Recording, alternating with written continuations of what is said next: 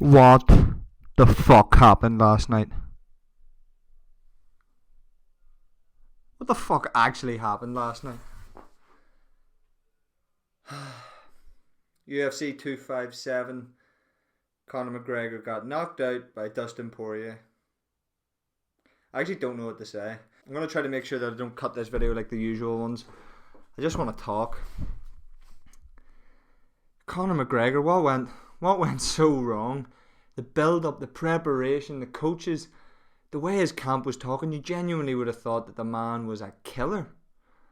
And he just looked like a shell of himself. He didn't look like, I don't know, he just didn't look like the old Conor McGregor. I genuinely believed that he was coming back and he had a vengeance in mind, but I don't know.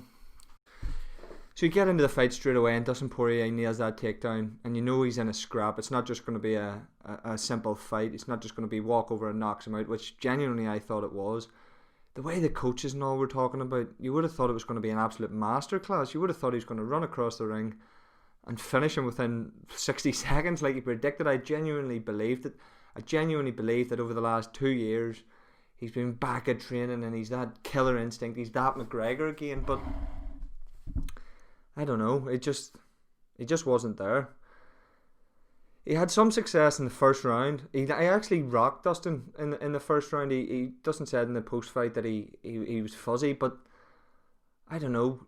Some fighters just fall in love with certain things. Wrestlers come to MMA and fall in love with the hands, like DC. But just you need to stick to what you know. McGregor in his rise was such a big kicker. He threw spin kicks, head kicks. He based his game on that. Used the kicks to set up his strikes, and since the Alvarez fight you can see he thinks his left hand is this amazing magical weapon, and it's a good knockout shot, but you need something to set it up. You can't just go in and think that's all you have to do is throw that left hand. It's just not going to do it. And the thing that pissed me off the most is that there was no game plan. What happened? Like, McGregor went in and Dustin Poirier is a kicker. He kicks in every single one of his fights and the calf kick is a deadly, deadly strike. And McGregor has that karate style. He's heavy on that front foot. So it's the perfect combination of Poirier's leg kicks and McGregor's heavy leg for that to happen. He said after the fight, that's a new strike that I've been introduced to. He should have been introduced to that in training, in sparring, off to Portugal, off to Dubai. To have some heavy sparring in there, not just touchy sparring. He needed to know that was an essential part of Poirier's game plan, and he just didn't prepare for it. I think he's clearly a better boxer, but his game plan was so bad. It was heartbreaking to watch. Like, staying up to 5 or 6 in the morning just to watch my favourite fighter ever, a fella I really look up to, get knocked out in the second round. It was heartbreaking. It was genuinely heartbreaking. In the lead up to this fight, I got a lot of messages saying, what do you think's going to happen? What's going to happen? And at the start I was giving full breakdowns, but towards the end I was just saying, McGregor round 1 or 2, he's going to put on a masterclass, because I believed it. I believed what him and his coaches were saying. But there were so many signs that it just wasn't right. At the start I said, and I feel like it's the general opinion with McGregor, of rounds 1 or 2, rounds 1 and 2 are him, and then if it goes past that, then the fight becomes a lot more even. But I think he just wanted to go in and spark him. I don't think he genuinely anticipated the fight going that long. I think he just thought it would be the exact same. And Poirier is so much more composed. He's a different fella. He's not that angry young man anymore. He's a composed older fella. And McGregor's the same. He's not that trash talker anymore. And without the crowd and everything, it just didn't feel like McGregor. Where was that Conor McGregor that we love, the trash talker with a bit of charisma?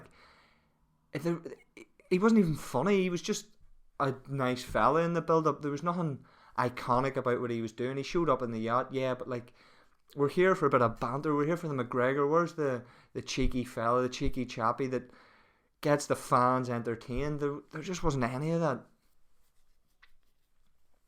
I don't know. I'm genuinely lost for words. I'm upset, and I don't know. I just didn't see it coming. Thinking about it though, the build up and a lot of the things around it, just just thinking about it, like, I know it's easy to say post-fight and after seeing the result, and if McGregor had knocked him out, they would have been good signs, but there's a lot of negative signs. Like in the press conference before, a journalist said some quote to him that he said from 2013. He got choked up, he got emotional. You could see that it meant something to him, and it's just not the same Conor McGregor. You can't be that emotional. You can't be nearly tearing up on stage. He's just a different fella.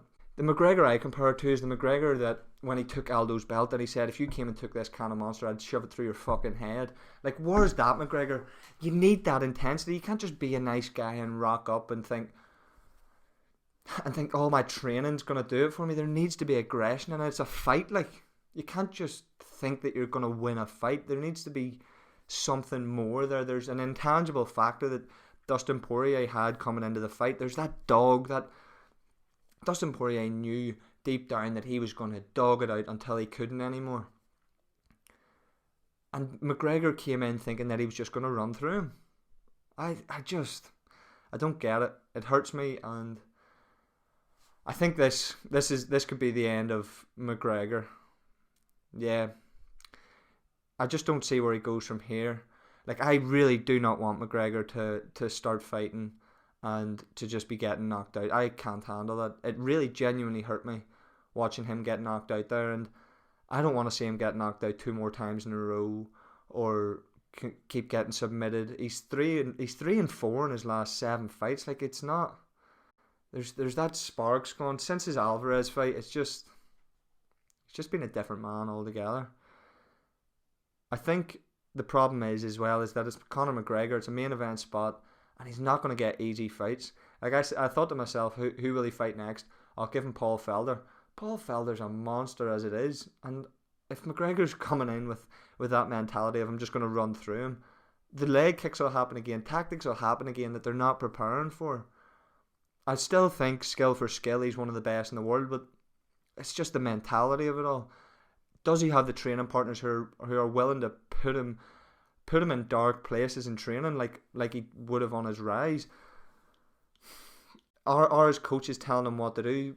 Coach Kavanagh was saying basically McGregor sort of dictates the pace of the camp, and I understand that he knows himself and he knows his body, but he needs to be put through stress. They need to be pushing him hard. His training partners need to be going out to hurt him. Like, how can he go into a fight and say that's the first time I've been hit with those sort of leg kicks, whenever his opponent is known for that? His sparring partners need to be kicking him hard. They need to be putting him through his paces, so that if they land a light leg kick, sure, he'll just get over it in training, but he needs to know that he has to check that. He needs to feel that pain before going into the fight so that he can prepare for it. It just wasn't good enough, and I don't know what the UFC is going to do. It's just disappointing. It's just very, very disappointing. I think it kind of works out for the UFC in terms of getting that Nate fight. I think that almost lines up perfectly now. The UFC very clearly wanted him to win. Dana was as heartbroken as me in the post-fight press conference, but that's just him thinking with money. He wanted the Khabib fight. I think Khabib's done now. I think Dana only really wanted Khabib back for that fight. I don't see him coming back after that. McGregor's not in that final 4 for a title fight. I think they'll do Poirier, Charlie Olives, and then they'll do Chandler and Gaethje. I thought Gaethje might have fought Diaz and then the winner fought McGregor, but no. I think they're going to do Gaethje and Chandler, which to be fair will be an absolute class scrap. And then they're just going to do McGregor Diaz for the trilogy fight. I think in terms of danger wise, that would be McGregor's least deadly fight. Diaz isn't a kicker. McGregor's fought him a couple of times. He knows what he's about. It seems McGregor's got the cardio. So I think that's the next fight. But like, if McGregor gets knocked out or loses that again, I don't want to see him lose. I don't. I'd rather him just retire. I don't want his name and his reputation and his image to be damaged as a fighter. He genuinely is one of the best fighters of all time, and there's no denying that with him being the champ and that, but I don't want his reputation to be soiled. Like Anderson Silva, to a lot of people, was a fighter who went out and lost. He lost a lot of his last fights, and I don't want that for McGregor. I genuinely don't, and especially now where he's a family man and he's just a nice guy. I never got at any point massively buzzed for this fight. There wasn't the build up, the trash talk. There wasn't that raw emotion in it that there usually is. I was obviously excited because he's my favourite fighter and I love him, but it's just different now. It's just different. He's just a different man to what he used to be. Like, even the post-fight press conferences, compare him after his loss to Diaz. He was like so down. He went out and he had the same sort of style with it. He takes it on the chin. He takes losses really well, but the McGregor who lost to Diaz was really hurt. You could see that his ego was damaged from that. He really didn't think he was going to lose, and that you could tell he wanted to get that back immediately. But this McGregor sort of he brushed it off. He was saying he wasn't even sad. He was disappointed, but he wasn't sad. How can he not be sad? If he really genuinely wanted to make a push for that title and wanted to be the king of the 155s again, he would have been heartbroken. He would have been absolutely destroyed, because this was his big comeback, and he was saying he wasn't even sad. And in the press conference he was talking about he's going to fight Manny Pacquiao. No one gives a shit about that fight.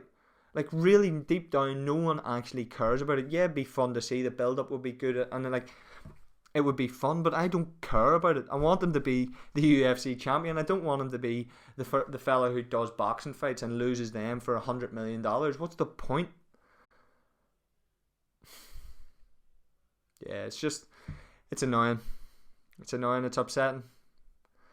Because he's such a young fighter. Like, if he had just kept going, I really wish he hadn't fought Floyd Mayweather. At the time, you looked at it and you were like, yeah, that's class, but it ruined him. It ruined him as a man in MMA. He got too much money. He got too much money. He got too much celebrity. There was just nothing in it for him anymore. Like, why do it? And then he went in his benders, and then Khabib, and it's just been downhill from there. If the McGregor who fought Alvarez had kept going, he could have been a UFC champion until his late 30s. Like, he was that good, and it's gone to shit now. It really has. It's just, what is he? He's a shell of the man he was at UFC 205, mentally and skill wise. The fella who fought Eddie Alvarez at UFC 205 was a complete mixed martial artist. He went out and threw a lot of different strikes, set traps. His striking was crisp, his wrestling was good, everything was good. But the fella who fought Poirier was just, I don't know. He wasn't even bad. His wrestling was all right. He got up from a takedown. His clinch work was good. His striking was good. But there was just something missing. I don't know what it was. There was just something missing. And I'm afraid we'll never get it back. Yeah. So with regards to the rest of the card then, Michael Chandler, I'll hold my hands up and say I was wrong about him. I told everyone all week, Dan Hooker is a savage. Dan Hooker's a monster, and Dana's setting Michael Chandler up to take a fat loss against him, and he just proved me completely wrong. Michael Chandler is a beast. He hit Hooker with a teep kick and sent him flying into the cage. He's a tank of a fella, and he's a real problem in the 155 division. Yeah, he's a lot better fighter than what I thought he was. So credit to him, and his backflip was decent as well. So that's good as well. But with the rest of the card, I'll tell you what, I cannot pick a fight to save my life. The actual state of my betting last night was just ridiculous. It's just Sky Bet, 15 quid across a load of different bets, and just red all over it. Every fighter who I wanted to win lost. McGregor lost, Hooker lost, Ribas lost, Khalil Roundtree lost. I couldn't pick a bet. I couldn't pick a fighter. Ribas losing that hurt. I really started to like her. She's got a good personality. She's very pretty, and she's a good fighter as well. And her getting knocked out twice was pretty dramatic. Like, I feel sorry for her, but yeah, just wasn't a good night for PatrónMMA. Just not at all. It was a struggle staying up for it, and then the actual heartbreak of it happening. it just wasn't a good night. But I mean, we move. That's the sport of MMA. Yeah, you learn to love a fighter, and eventually it all goes tits up. So that's my ranting done for the video. UFC 257, one for the books. Massive performances, massive results.